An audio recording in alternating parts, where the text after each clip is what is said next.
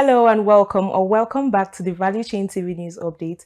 I am Anastasia Adeze with the news. On this news update, we begin with the economy. Nigeria's economy continues to face critical challenges with rising poverty, unemployment, and declining GDP. Dr. Jasper Uche, who emphasized at the 2024 Nigeria Today annual lecture held in Abuja, stated that while the removal of fuel subsidies has increased government revenue and foreign reserves, its impact on citizens remains significant. To mitigate these effects, he highlighted the government measures such as the introduction of CNG buses, a revised minimum wage, student loans, conditional cash transfers, and efforts to reduce the cost of essential goods like rice, while stressing the need for a collective effort by the government and citizens to rebuild the nation. 2006 and 2018, 2006 and not now. It takes 3 naira there based on exchange rate was, you know the difference between now. And that money that the country spent could have been utilized to build 27,000 megawatts of solar power electricity for a stable power supply across the country. Or the other way around, we could use that money to construct 500,000 new houses for families through mortgage of about 20 million per house. Or they could have used that money to construct 2,400 units of 1,000 bed hospitals in 764 LGS. Or they could have used that money to educate or skill up Nigeria so that Nigeria will tonight will square up with other developed. So there are a lot of suggestions on what to be done. And when the present leadership came, they decided to halt that trend. And that is why we are here today. And because of that decision to stop the fuel subsidy and because of the decision to stop the multiple foreign exchange rates, we have 2 issues on ground. I'm not going to bore you with statistics because it's going to be a relaxed evening. It's not that question to which sit here and there. And 2 things happen. 1 for government, then 2 for the citizenry. The stoppage of that fuel subsidy regime, for instance, made sure that government had more money. It increased our revenue, it increased our foreign reserve, and we had more money to share among the 20 arms of government, not just federal government, state and local governments. And that is why if you watch the budgets of most governors now, there are some government states that we are budgeting about 100 billion before. Today they are doing 700 and 600 and 500 and something billion because they are expecting more money. Also speaking at the event, human rights lawyer Mike Ozakome raised concerns about Nigeria's worsening economic state, noting that the country, once Africa's largest economy in 2013, now struggles with poverty and unemployment. According to World Bank data, Nigeria's Human Capacity Index ranks from 168 globally at 0.36, far below the 60% benchmark, with 18.3 million Nigerian children out of school, 12.4 million unenrolled, and 5.5 million dropouts. Ozakome warned that without urgent reforms, the nation's economic decline could worsen further. Of strategic economic reforms in Nigeria's quest for sustainable economic development. Let me quickly confess that I'm not an economist or a financial expert, but as a Homo sapien, I do know certain economic policies that can be good for us or not good for us. And I thank God that in 1974, when I did my West African School certificate, I scored A1 in economics. And that has kept me on to look into certain things. Why do certain things happen? So, Your Excellencies, you are going to see when you read some of my 50 books, that some of them are simply philosophical, like one I'm working on now. I titled it The Oxymoron. Why do opposites happen? Why?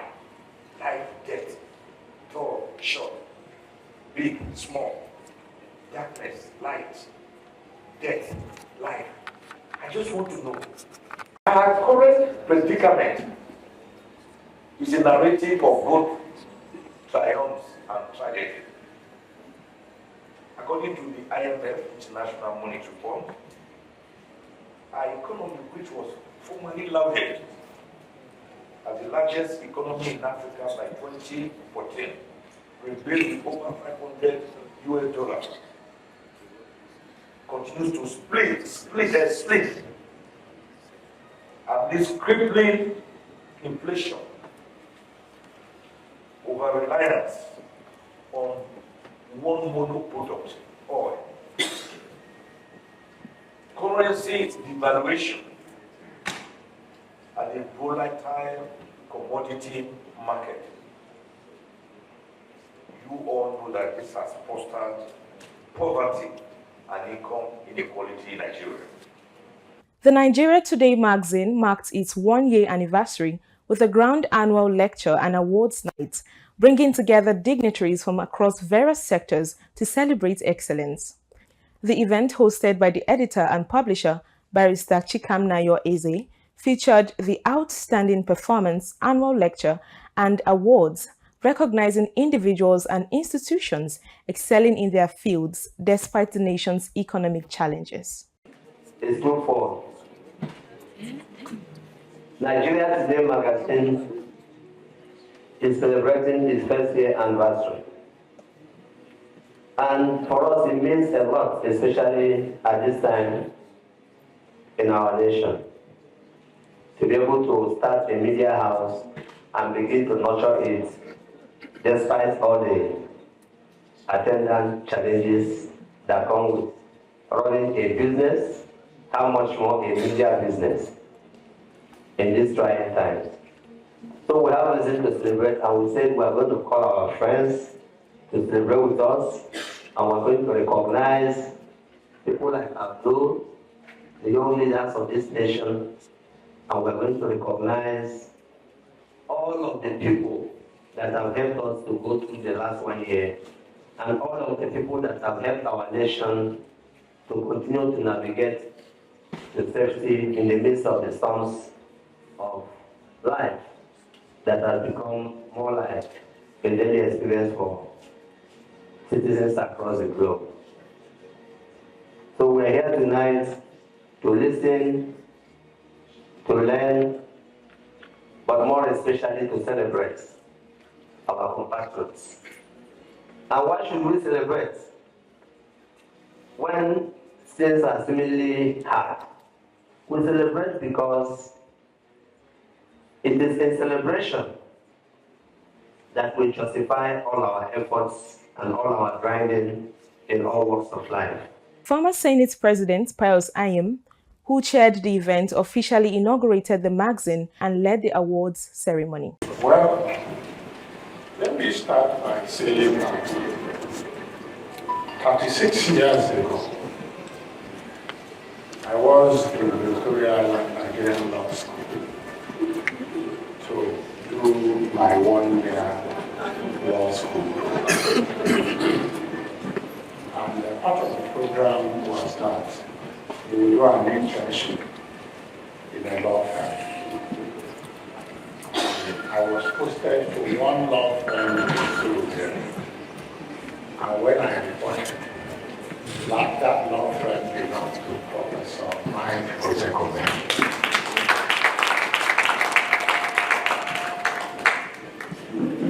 If my boss has spoken, I am sure I don't need to speak anymore. But let me say that I'm greatly delighted to be here to honor a young man who has made a mark. I am more particularly interested because in today's world, we must celebrate resilience.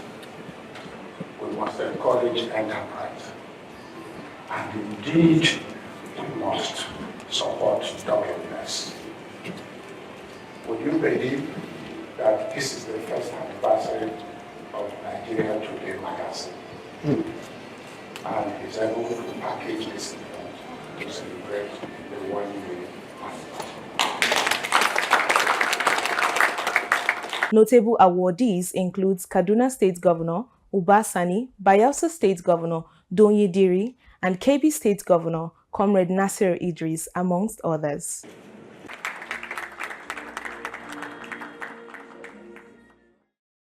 The Chartered Insurance Institute of Nigeria, CIIN, has expressed its appreciation to Continental Reassurance PLC for its 62 million naira donation towards the establishment of an ICT facility at a College of Insurance and Financial Management, CIFM. This was disclosed by CIIN's Deputy President and Chairperson of the Governing Council, Jide Orimolade, at the formal check presentation at Continental Reassurance Office.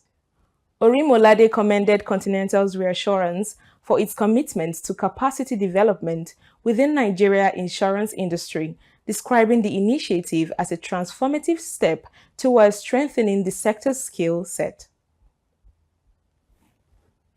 And from the maritime sector, Caverton Marine Limited has disclosed the signing of a concession agreement with Naval Dockyard Limited for the management, overhaul, and leasing of a boat-building GRP, glass-reinforced plastic warehouse.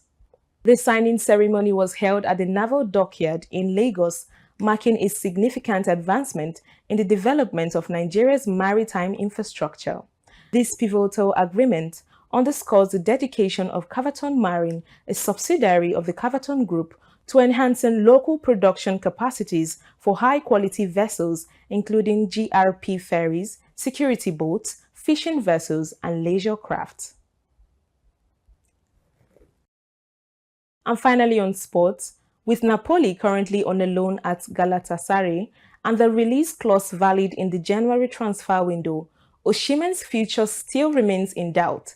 As a result, French giants Paris Saint-Germain are likely to pay two clauses amounting to about 81 million euros, that is about 131 billion 800 million naira, to secure the signature of the Nigeria's international striker, Victor Osimhen, in the upcoming January transfer window.